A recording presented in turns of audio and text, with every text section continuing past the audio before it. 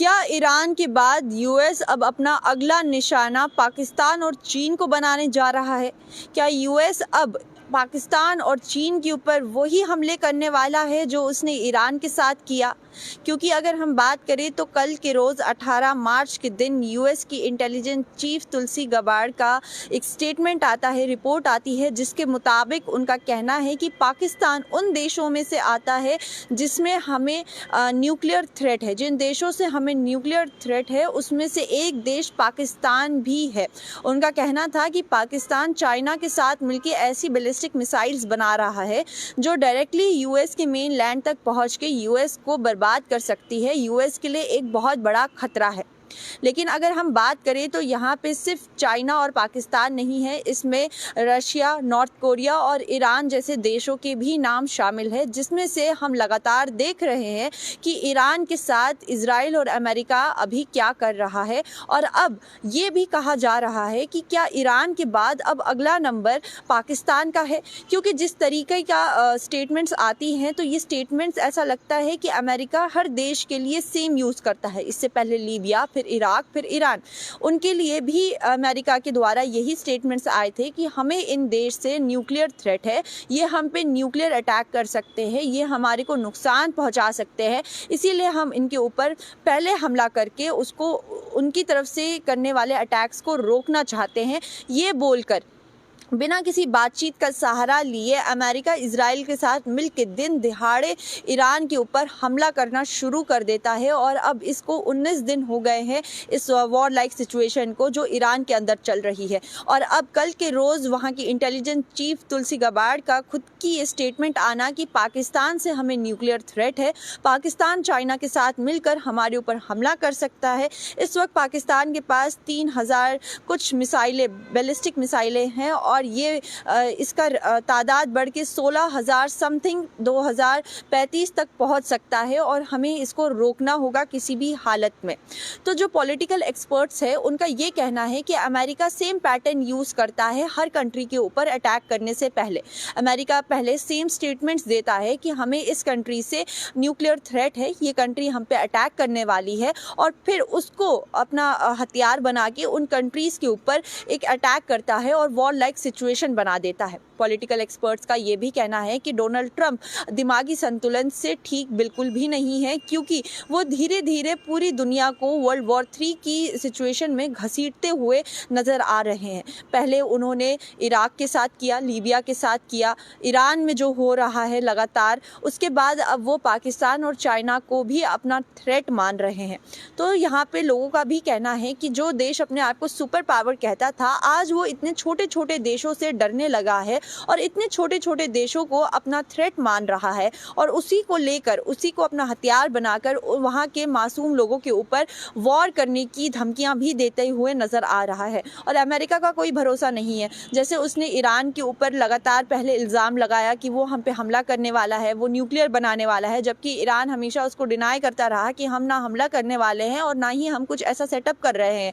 लेकिन उसके बावजूद भी ईरान के ऊपर हमला हुआ। खुद वहाँ की जो कल ऑफिसर ने रिज़ाइन दिया एक्स के ऊपर और कहा कि ये साफ तौर पे गलत है, झूठ है, डोनाल्ड ट्रंप जो कर रहे हैं मैं उसका साथ नहीं दे सकता हूं और जो भी कर रहे हैं वो बिल्कुल गलत है, बेबुनियाद है। और ईरान के ऊपर ये इल्ज़ाम लगाया जा रहा था कि ईरान उनके ऊपर अटैक करने वाला है, न्यूक्लियर पावर्स बनाने वाला है, ये भी गलत है। ईरान की तरफ से यूएस को कभी भी किसी भी किस्म का खतरा नहीं था, लेकिन फिर भी यूएस ने ये स्टेटमेंट्स पूरी दुनिया को बार बार दी कि उसको ईरान से खतरा है, थ्रेट है, इसीलिए उसने उसके ऊपर अटैक किया है। और अब सेम स्टेटमेंट्स वो चाइना और पाकिस्तान के लिए देते हुए नजर आ रहा है। और यहाँ से ये देखा जा सकता है, बोला जा सकता है, कहा जा सकता है कि क्या डोनाल्ड ट्रंप जो ईरान के ऊपर जिस तरीके का हमला किया है, क्या अब वो ईरान के बाद अगला टारगेट पाकिस्तान को बनाने वाले हैं। और इसी के बीच में पाकिस्तान के फॉर्मर मिनिस्टर अब्बास जिलानी की स्टेटमेंट आती है। उनका साफ तौर पे कहना है कि हमारा जो न्यूक्लियर पावर है वो सिर्फ साउथ एशियन कंट्रीज तक के लिए ही है। स्पेशली उनने कहा कि साउथ एशियन कंट्रीज़, इंडिया तक के लिए ही हमारी न्यूक्लियर पावर्स है, हम वहीं तक इस्तेमाल करेंगे। हम कभी भी अपनी न्यूक्लियर पावर को ग्लोबली नहीं इस्तेमाल करेंगे, ग्लोबल लेवल पे इतनी बड़ी कंट्रीज़ के लिए इस्तेमाल नहीं करेंगे। तो यहाँ से पाकिस्तान जो हमेशा एक तरह से अमेरिका के सामने झुका हुआ रहता है, उनके कदमों पे रहता है। जैसे अमेरिका बोलता है वैसे पाकिस्तान करता है। एक तरह से अमेरिका जो पाकिस्तान के अंदर इस वक्त सियासतदान है वो अमेरिका के पपेट्स बन चुके हैं। जिस इशारे पे वो उस पाकिस्तान के सियासतदानों को बोलेंगे वो इस इशारे पे चलने लगेंगे।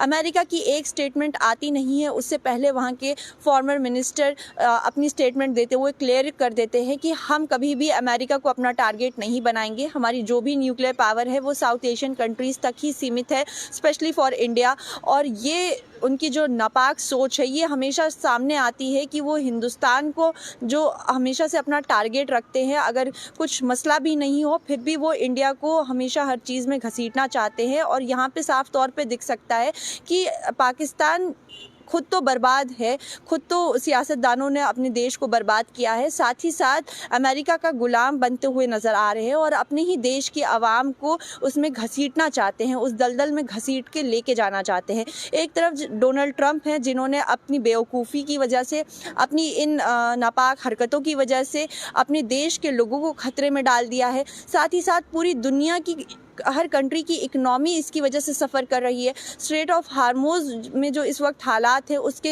ज़िम्मेदार भी डोनाल्ड ट्रंप है, क्योंकि पॉलिटिकल एक्सपर्ट्स का कहना है कि जिस तरीके से डोनाल्ड ट्रंप ने ये सिचुएशन पूरी तरीके से बनाई है और पूरे अब दुनिया में जो एक सिचुएशन इस वक्त हो चुकी है, एक वॉर लाइक सिचुएशन हो गई है। और ये कहा जा सकता है कि वर्ल्ड वॉर 3 के आसार अब साफ नज़र आ रहे हैं, क्योंकि हर कंट्री एक दूसरे को धमकी देते हुए नज़र आ रही है।